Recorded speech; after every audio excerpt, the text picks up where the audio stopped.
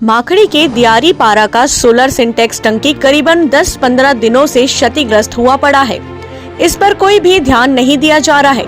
एक तो गर्मी का मौसम और उसमें पानी की टंकी इस प्रकार क्षतिग्रस्त होकर पड़ा रहना अत्यंत सोचनीय। लोगों को इससे बहुत ज्यादा परेशानी का सामना करना पड़ रहा है। गर्मी के दिनों में पानी के लिए इधर उधर भटकना पड़ रहा है।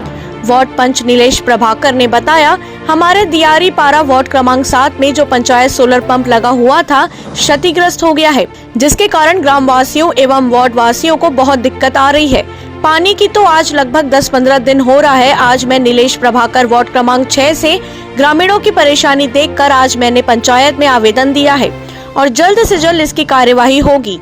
पंचायत की तरफ से इस तरह का आश्वासन दिया गया है। माखड़ी से रोशन सेन की रिपोर्ट। तो सोलर पंप टूटा है, अब उसको तो कोई कहा नहीं जाएगा।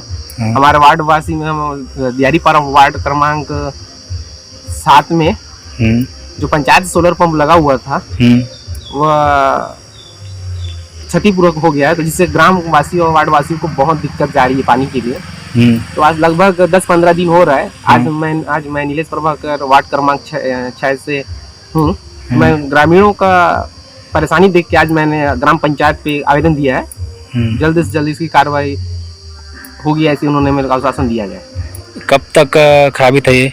मिनिमम 10-15 दिन हो